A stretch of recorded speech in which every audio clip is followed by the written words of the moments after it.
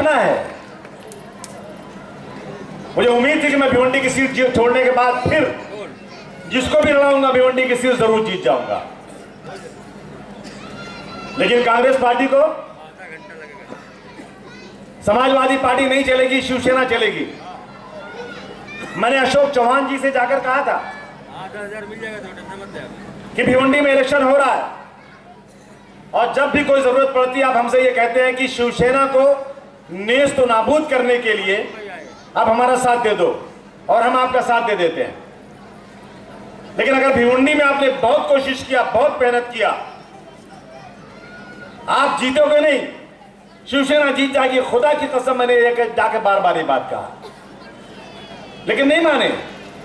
बहुत मेहनत किया इन लोगों ने। हम लोग को याद है जिस दिन वोटिंग हो रही थी भिवंडी में, मुझे और हमारे एमएलए रशीद ताहिर साहब को पुलिस वालों ने अपनी गाड़ी में बिठाकर इस इलाके से बाहर निकाल दिया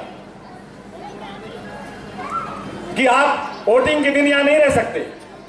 शिवसेना वाले रह सकते हैं, बीजेपी वाले रह सकते हैं, कांग्रेस एनसीपी वाले रह सकते हैं, लेकिन समाजवादी पार्टी के लोग वोटिंग के दिन इस इलाके में नहीं घूम सकते, और हम लोगों को यहां से हटा दिया गया। बहुत मेहनत किया कांग्रेस वालों ने, बहुत बेईमानी किया। क्या हुआ? 10,000 वोट से हारे और 1600 वोट से इन्होंने शिवसेना को जिता दिया, और हम लोग 1600 वोट से हार गए। आपके इलाके में शिवसेना वाले आते काम करने? नहीं आते।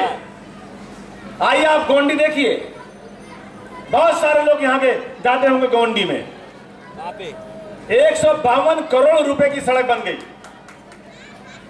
आज पानी अल्लाह के करम आ गया। आप कांग्रेस वाले बोलते हैं हम जाएंगे, जिस तरह गांधी जी ने क्विट इंडिया मूवमेंट शुरू किया था कि अंग्रेजों को भगाओ, वैसे ही अबू आसिम को गोंडी से भगाएंगे। मैंने कहा बेटा, आपकी बार गोंडी और भिवंडी इंशाल्लाह दोनों लाएंगे। तुम्हारी मां ने दूध नहीं पिलाया अबू आसिम को भगाने की। बड़े बड़े हार गए, गधा गाय कितना पानी। बच्चों, आज भी अगर कांग्रेस की सरकार दिल्ली में चल रही है तो समाजवादी पार्टी के कंधे पर चल रही है, और इसलिए कि हमारे नजदीक बीजेपी और शिवसेना एक नंबर की दुश्मन है। एक नंबर की दुश्मन हमारे नजदीक बीजेपी और शिवसेना है, और कांग्रेस के नजदीक समाजवादी पार्टी एक नंबर की दुश्मन है। अल्लाह का करम है, उत्तर प्रदेश में समाजवादी पार्टी की सरकार आ गई। लेकिन आपने सुना होगा कि जिस दिन समाजवादी पार्टी की सरकार यूपी में आई, मायावती का कलेजा फट गया बेचारी का।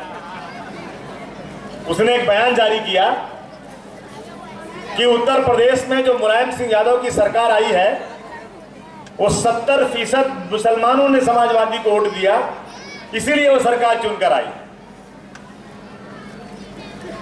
और यूपी में 80 सीटें हैं। पार्लियामेंट की 543 में से उत्तर प्रदेश से 80 लोग जाते हैं। जो यूपी में सरकार चलाएगा वही दिल्ली की गद्दी पर बैठेगा, ऐसा महसूस किया जाता है, ऐसा सोचा जाता है। यूपी में मुसलमानों ने 70% वोटिंग दिया तो समाजवादी पार्टी की सरकार आई। उसी दिन से खुदा की कसम एक साजिश चल रही है पूरे मुल्क के अंदर कि समाजवादी पार्टी से मुसलमानों को अलग करो।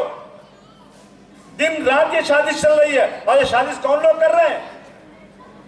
ये बीजेपी बीएसपी के अलावा कांग्रेस भी कर रही है, रोजाना इसमें लगी हुई है।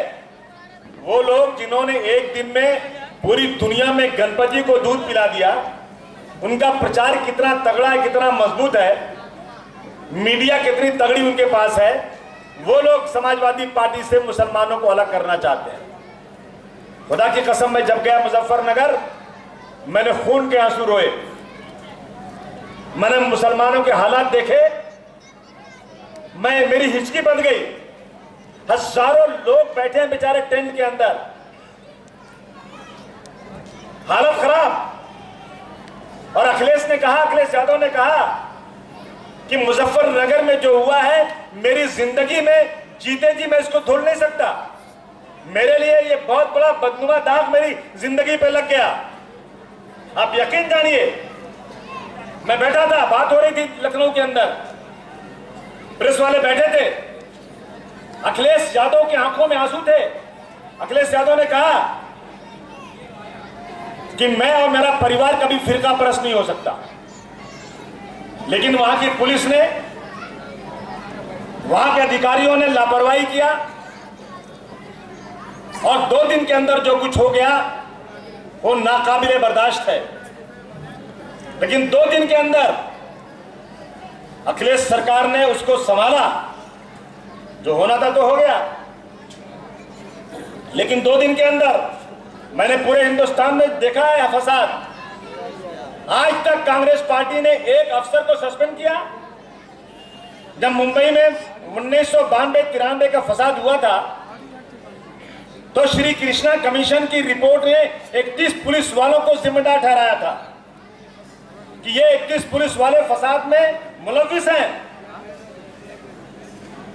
इनके साथ कार्रवाई होना चाहिए। कार्रवाई की बात तो दूर की, वो सारे पुलिस वाले ओहदे पर हैं। अगर पुलिस वाले 24 घंटे जेल में रह जाएं तो उनकी नौकरी जाती है, लेकिन उनको जेल भी नहीं जाने दिया गया।